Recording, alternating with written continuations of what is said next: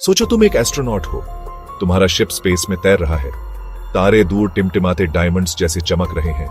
अचानक अलार्म्स बजने लगते हैं, तुम्हारा स्पेसशिप खींचा जा रहा है, एक अनदेखी फोर्स कंट्रोल कर लेती है, तुम अंधेरे की तरफ बढ़ रहे हो। यह अंधेरा खाली नहीं है, यह कुछ बहुत ही स्ट्रेंज है। यह स्पेस का एक ऐसा रीजन है जहां ग्रेविटी सबसे ज्यादा पावरफुल है, लाइट भी वहां से एस्केप नहीं कर सकती। यह एक मिस्ट्री की दहलीज है, साइंटिस्ट इसे ब्लैक होल कहते हैं, एक टेरिफाइंग, फैसिनेटिंग ऑब्जेक्ट। तुम्हारी जर्नी होप के साथ शुरू हुई थी, लेकिन स्पेस में बहुत से सीक्रेट्स छुपे हैं। कुछ सीक्रेट्स डेंजरस होते हैं। शिप के इंजन्स जोर लगा रहे हैं, वो उस पुल के खिलाफ फाइट कर रहे हैं, लेकिन फोर्स बहुत इमेंस है, तुम उसकी ग्रिप में फंस गए हो। आखिर ये ब्लैक होल है क्या? ये सच में कोई होल नहीं है, ये बहुत सारा मैटर है जो एक टाइनी स्पेस में स्क्वीज्ड है।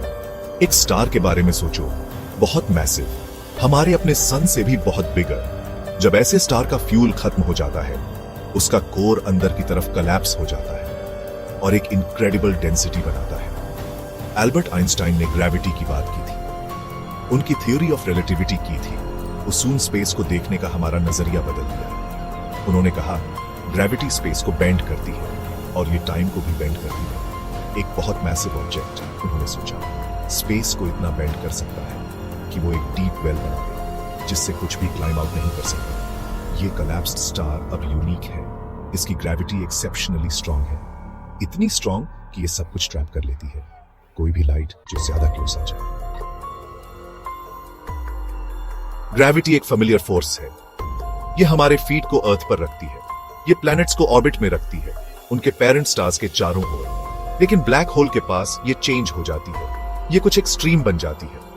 वहां ये डोमिनेंट फोर्स होती है, अपने आसपास सब कुछ कंट्रोल करती है, इसकी रीच बहुत फार हो सकती है, गैस, डस्ट और स्टार्स को पुल करती है। इमेजिन तुम एक ब्लैक होल के पास जा रहे हो, जैसे जैसे तुम क्लोजर जाते हो ग्रेविटी ग्रो करती है, ये इवनली पुल नहीं करती। तुम्हारा जो पार्ट उसके क्लोजर है वो मच मोर स्ट्रांगली पुल होता है उस पार्ट के मुकाबले जो फर्दर अवे है। फोर्स का ये डिफरेंस की है, इसे टाइडल फोर्स कहते हैं। ये फोर्सेस ऑब्जेक्ट्स को स्ट्रेच करती है और उन्हें टाइटली स्क्वीज भी करती है। साइंटिस्ट्स इसे स्पेगेटिफिकेशन कहते हैं, एक काफी डिस्क्रिप्टिव, अगर ग्रिम कहें तो टर्म है।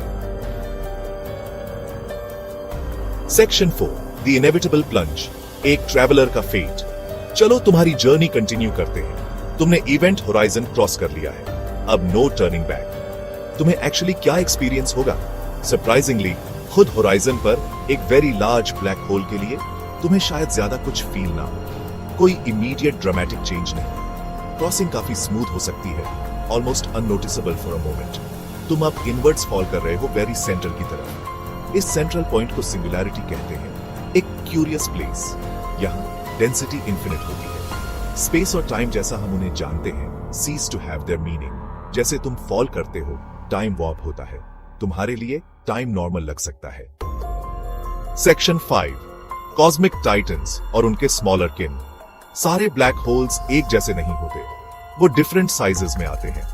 सबसे स्मॉलेस्ट स्टेलर ब्लैक होल्स होते हैं, ये मैसिव स्टार से फॉर्म होते हैं, जैसा हमने अर्लियर डिस्कस किया था।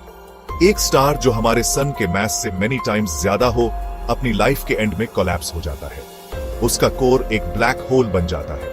ये रिलेटिवली कॉमन है हमारी गैलेक्सी में स्कैटर्ड। एक स्टेलर ब्लैक होल सन के मास का बस फ्यू टाइम्स हो सकता है, but squeezed into a tiny area, perhaps the size of a city.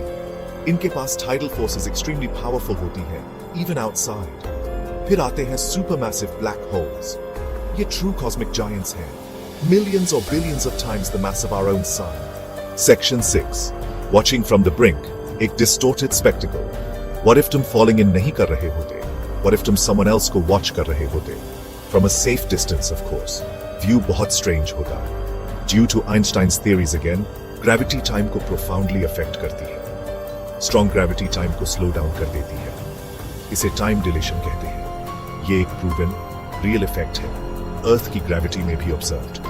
जैसे तुम्हारा friend hole को approach करता है, उनका clock तुम्हारे अपने clock के compared to slow होता हुआ लगेगा. जितना closer वो उसके जाते हैं, उतना slower उनका time runs.